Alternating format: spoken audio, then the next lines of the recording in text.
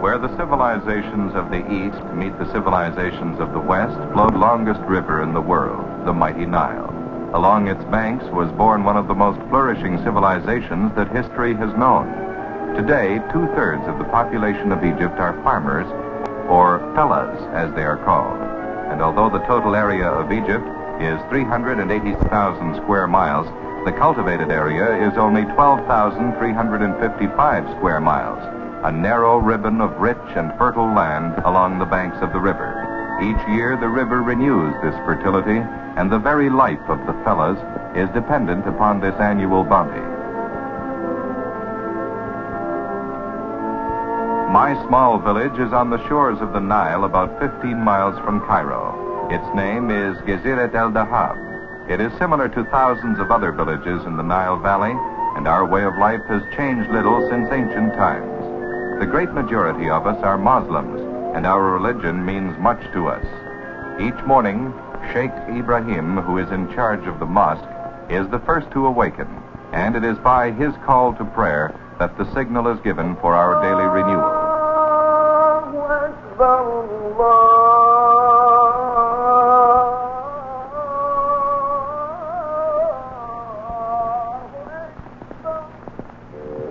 My name is Hassan. I live in a house made of mud bricks. The few fedans that I farm give me a modest income. Those who are more fortunate rent their lands and live in the city. Our cattle spend each night with us in our homes, and in the morning we take them with us to the fields.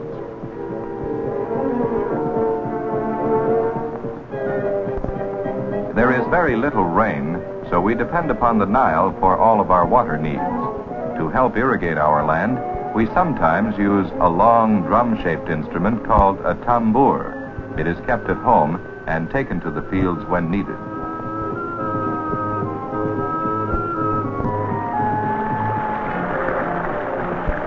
Turning the tambour causes the water to spiral upwards and flow into the small irrigation trenches we dig through the fields.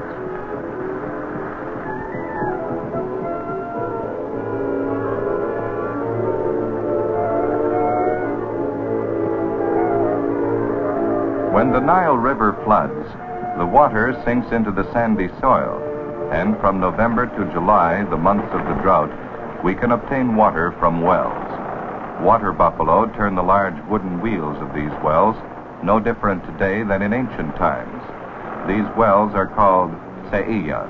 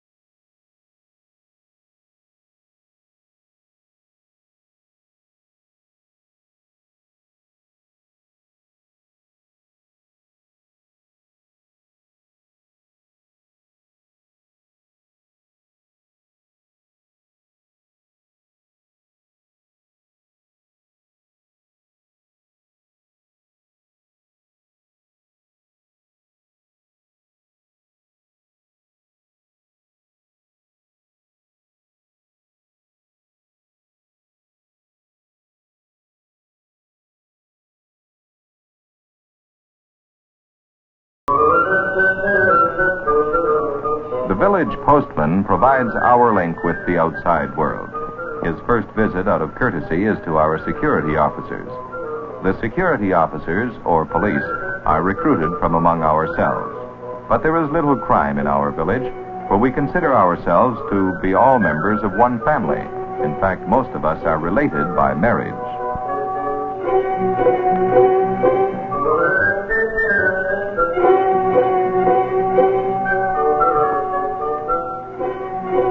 The village is quiet while the men are away working. If my wife is not helping me in the fields, she keeps busy with her own chores. She starts her day by feeding the chickens on the terrace of our house. The eggs they lay are sold in the local market. At the same time, my sister, Fatma, prepares the dough for the bread. It is made from maize flour. Every family bakes its own bread in the small outdoor ovens that are found in the yard of each house. A handful of dough is put on a round board and given a few shakes. It quickly takes the shape of the board. The baked loaves are round and flat.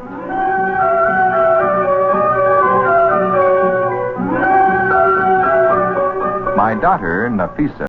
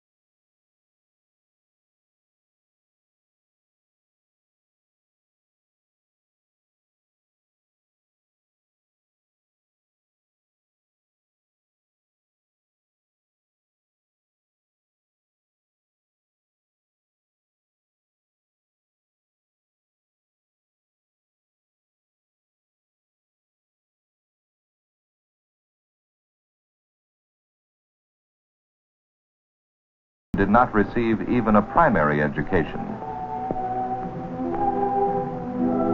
It is always pleasant to receive a letter, but it is sad that when my son, who is in the army, writes to me, I cannot read it myself. It is necessary to go to Sheikh Ibrahim, the man in charge of the mosque. He often does the job of public reader and writer, and during the days he teaches in the local school. بسم الله الرحمن الرحيم.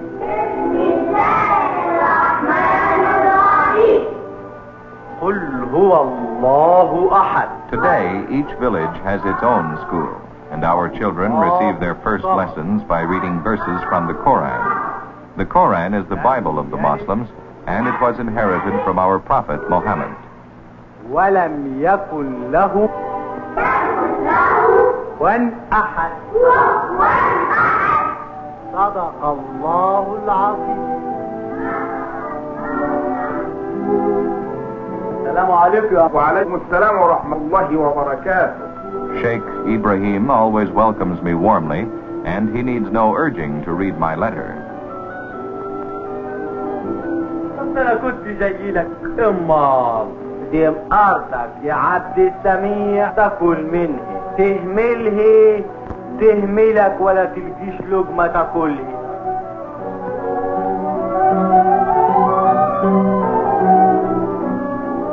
Left to herself, Nafisa loiters in the fields. She is young, and her heart is happy. Not too far away, a young man, Bakri, is dreamily playing his flute. We Egyptians love the music of this instrument.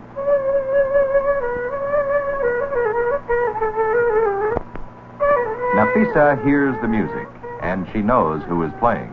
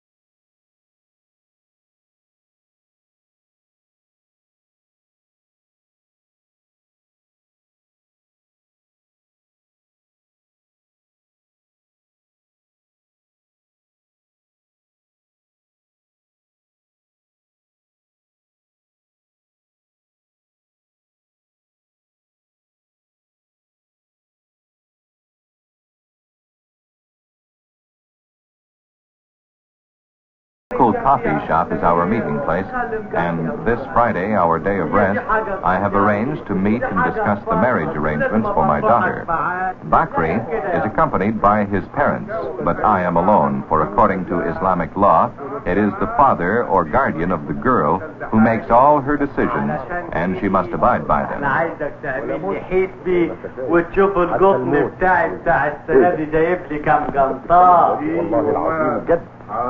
قوم يلا بعمل هتطلع الحسبة كده يمية وخمسين. We quickly come to an agreement whereby they will give 20 pounds, not in payment for my daughter, but as security for her and her future happiness. هتطلع الحسبة كده يمية وخمسين جنيه.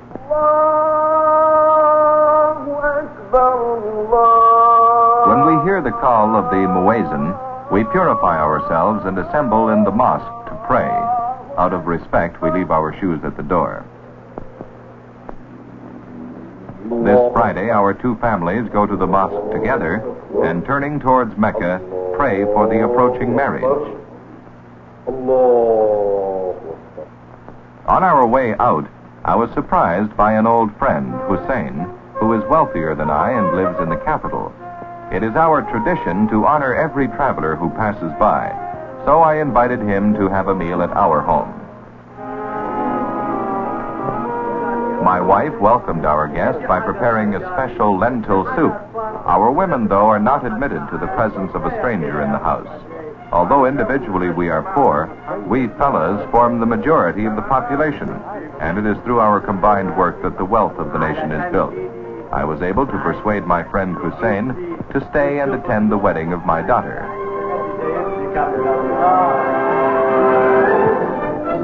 A few days before the marriage, friends and relatives of both families began to arrive from neighboring villages. They all brought presents according to their means.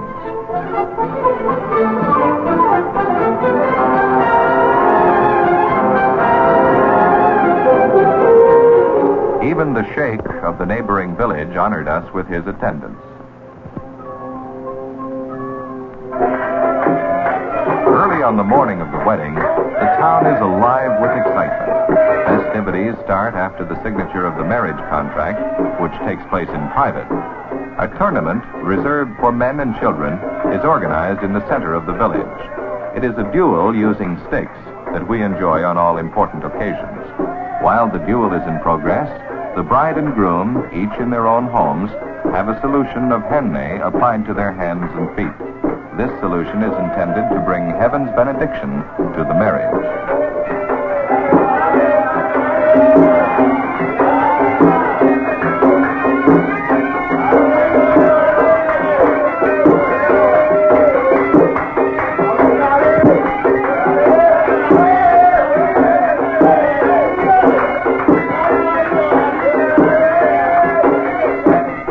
After the tournament, the men gather and drink tea. In the afternoon, the procession starts. It will take the bridegroom through the streets of the village to his new home, where the bride is already waiting. The windows lining the route are filled with women and children cheering the young bridegroom.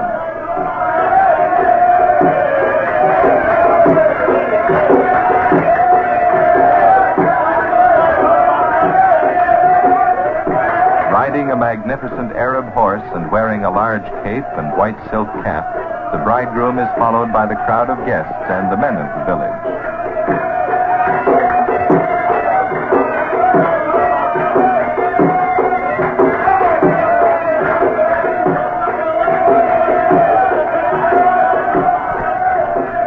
Arriving new home, this home will see the growth of a new family of fellas.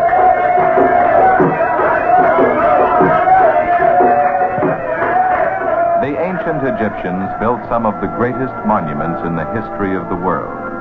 But it is the humble attachment of the simple fella to his land, his family, his village, and to the traditions of his past that assures the survival of the people of Egypt throughout the centuries.